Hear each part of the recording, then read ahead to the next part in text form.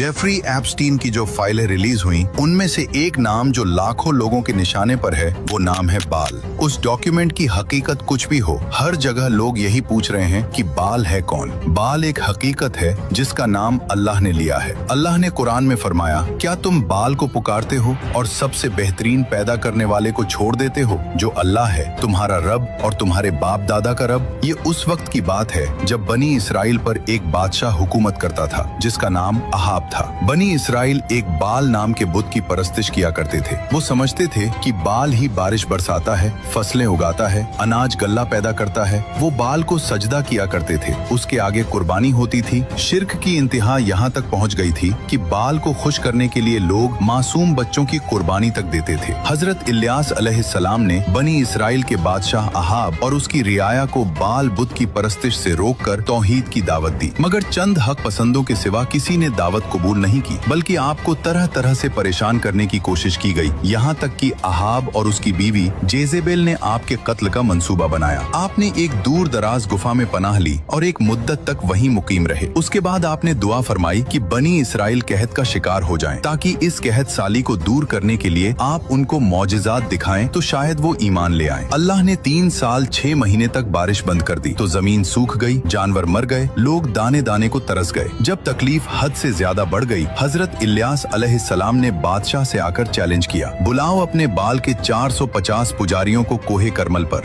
तुम्हारे झूठे खुदा बाल के नाम पर कुर्बानी दो और मैं अपने अल्लाह के नाम पर कुर्बानी दूंगा। हाथ से आग नहीं लगाई जाएगी, जिसका खुदा आसमान से आग भेजेगा वही सच्चा खुदा होगा। सारे लोग इस पर राजी हो गए। सब कोहे करमल पर जमा हो गए। एक तरफ हजरत इलियास अलैहिस्सलाम और दूसरी तरफ 450 बाल के पुजारी। 2 बैल लाए गए। पहले पुजारियों की बारी आई। उन्होंने एक बैल को काटा, उसके टुकड़े किए और लकड़ियों पर रखा। सुबह से दोपहर तक वो नाचते रहे, चिल्लाते रहे, ए बाल जवाब दे, जवाब दे। कुछ नहीं हुआ। सूरज तपता रहा, गोश्त सड़ने लगा। फिर वो अपने जिस्म को छुरियों से काटने लगे, खून बहने लगा, लेकिन आसमान से एक चिंगारी भी नहीं आई। बाल पूरी तरह से मुर्दा था। हजरत इलियास अलैहिस्सलाम की बारी आई। आपने ऐसा किया जो नामुमकिन था। 12 पत्थरों को जोड़कर एक कुर्बानगाह बनाई। कुर्बानगाह के चारों तरफ खंदक खोदी, लकड़ियां जमाई, बैल को ज़िबह किया और लकड़ियों पर रखा। फिर 12 बर्तन पानी, लकड़ियों और गोश्त पर ऐसे डलवाए कि सब गीला हो गया, यहाँ तक कि खंदक पानी से भर गई। फिर वो अकेले खड़े हुए और अल्लाह से दुआ की और उसी वक्त आसमान से आग आई। उसने सिर्फ गोश्त नहीं जलाया बल्कि सब कुछ जला के राख कर दिया। इस मौजिज़े को देखकर बहुत लोग सजदे में गिर गए। उसके बाद हजरत इलियास अलैहिस्सलाम ने अल्लाह से दुआ की। थोड़ी ही देर में काले बादल छा गए और जोरदार बारिश हुई। हमारे ऐसे अजीम उश्शान रब की कुदरत को देखकर अभी तक आपने कमेंट और शेयर भी नहीं किया।